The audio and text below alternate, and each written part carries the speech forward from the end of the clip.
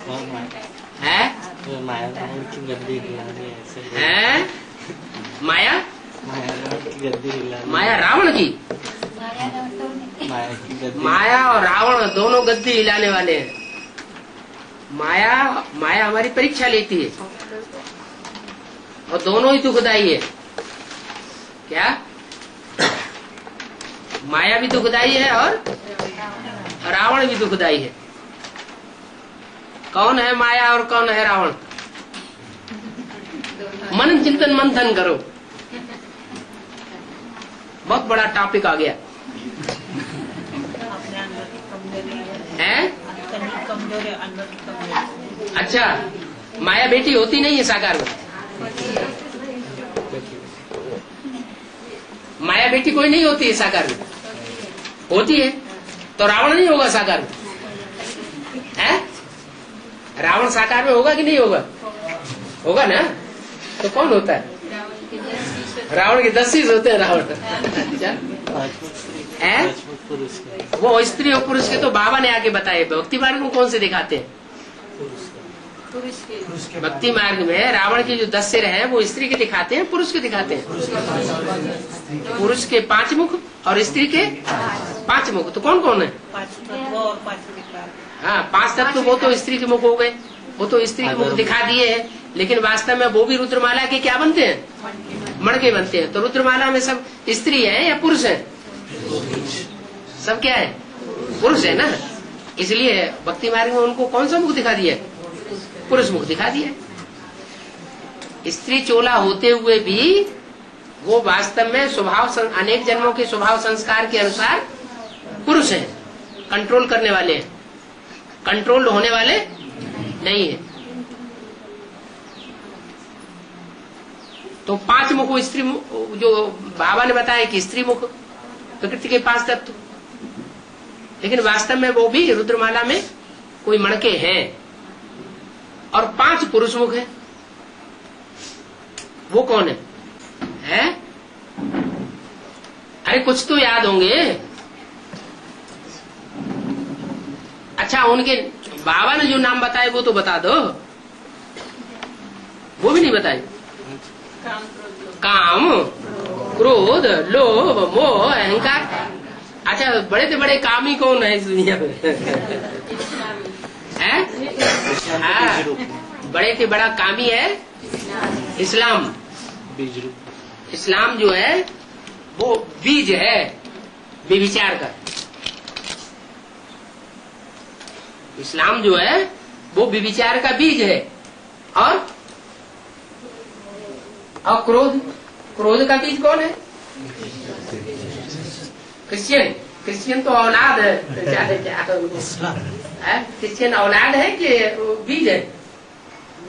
Christian तो औलाद है किसकी? क्राइस्ट की।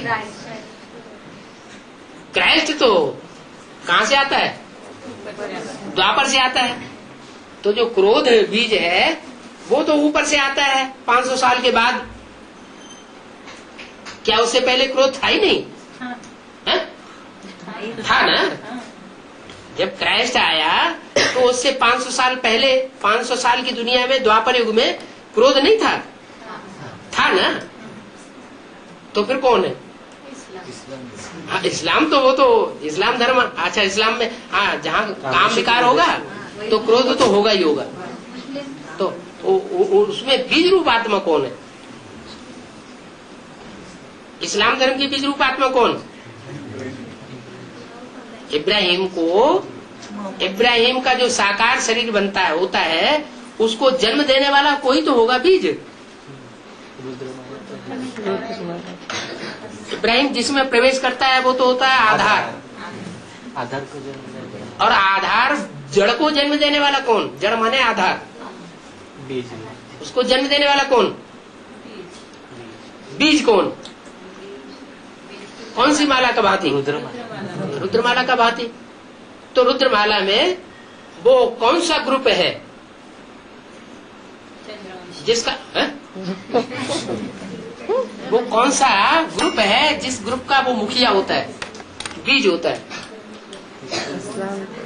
अरे ग्रुप्स है ना माला में, है? ग्रुप्स हैं, सूर्यवंशी, चंद्रवंशी, इस्लाम वंशी, बौद्धी वंशी, 12-12 के ग्रुप्स है कि नहीं? तो कौन से ग्रुप का वो मुखिया है? इस्लाम ग्रुप का मुखिया है। इस्लाम ग्रुप का जो मुखिया होगा वो बीज होगा,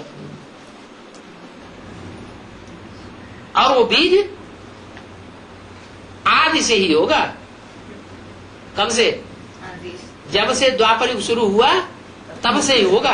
अच्छा, द्वापर युग में ही होगा या सतयुग त्रेता में भी होगा? है? बीज कभी नाश नहीं होता, चाहे सतयुग हो, चाहे त्रेता हो, चाहे द्वापर हो, चाहे कलयुग हो, बीज जरूर रहता है। वो उगे, मर्ज हो या इमर्ज हो। गेहूं है ना, गेहूं को अगर सर्दियों में डाल दिया जाए धरणी में तो उसका वृक्ष बनेगा? नहीं बनेगा ना, मौसम ही नहीं है। तो ऐसे ही सतयुग और त्रेता में काम का जो बीज है, बीज रूप आत्मा, वो होती तो है लेकिन मर्ज रूप में होती है, इमर्ज नहीं होती। इमर्ज कब होती है?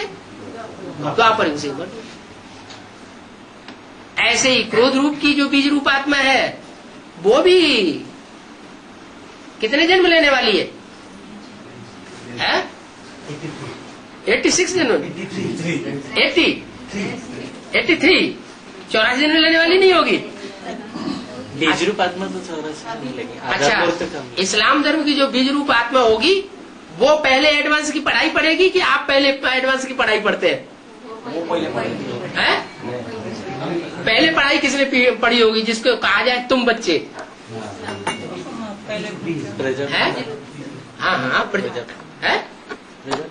अरे वो तो बाप ही है, वो तो सबका बाप है, देवताओं का भी बाप है, तो राक्षसों का भी बाप, उसकी तो बात छोड़ो। उसने पढ़ाई पढ़ी होगी या नहीं पढ़ी होगी? पढ़ी ना, तो कब पढ़ी? एडवांस ज्ञान की शुरुआत में पढ़ी होगी या लास्ट में पढ़ी होगी या मध्य में पढ़ी होगी? जो आदि में होगा सो अंत में भी होगा, माने आदि में भी उसने पढ़ाई पढ़ी होगी और अंत में भी पढ़ाई पढ़ी होगी। तो सबसे जास्ती पुराना कौन हुआ है? सबसे जास्ती पुराना कौन हुआ?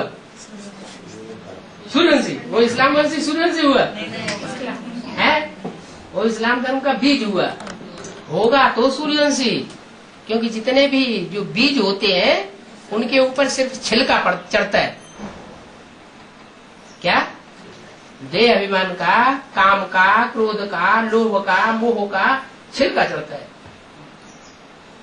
जो छिलका चढ़ता है ना, तो डंडों से क्या किया जाता है? पहले ज्ञान का पानी के छींटे मारे जाते हैं बीज में, है, फिर धूप में उसको सुखाया जाता है तो चटक जाता है, फिर उसमें डंडे मार मार करके छिलका निकाल दिया जाता है। तो ज्ञान के डंडे हैं, तो ज्ञान के डंडों से वो छिलका उतर जाता है, और छिलका उतर जाता है तो शुद्ध बीज रह जाता है। वो बीज अंत में फिर प्रत्यक्ष होंगे। आदि में भी थे, एडवांस के आदि में भी थे, बेसिक के आदि में भी वो बीज थे। ऐसा मुरली में कौन सा पॉइंट आया है जिससे ये साबित हो कि यज्ञ के आदि में भी वो काम, क्रोध, लोभ, मोह, अहंकार के बीज होते हैं? नहीं, साथ साथ विनाश ज्वाला निकली, वो विनाश ज्वाला तो वो निकली, इससे ये साबित नहीं होता है कि वो काम, क्रोध, लोभ, मोह, अहंकार के बीज भी थे। है? माला थी, माला बनती थी, माला बिगड़ जाती थी, टूट जाती थी, वो भी ठीक है, लेकिन बीज कौन कौन से साबित होते हैं? माता पिता में झगड़ा हो तो माता पिता बीज हुए क्या? नहीं, 4 घोड़ों की गाड़ी का मिसाल दिया है कि बंगाल की तरफ 4 घोड़ों की गाड़ी होती थी। मुरली में वाक्य बोला ना, 4 घोड़ों की गाड़ी चलाते थे, बड़े बड़े आदमी उसमें बैठते थे। तो 4 घोड़ों की गाड़ी है ये जो गीता में दिखाई जाती है। और कौन से 4 घोड़े हैं? वो राम, लक्ष्मण, भरत, शत्रुघ्न, ये 4 घोड़े हैं। ये 4 घोड़े यज्ञ के आदि में भी थे। अंत में फिर प्रत्यक्ष होंगे, और जब प्रत्यक्ष होंगे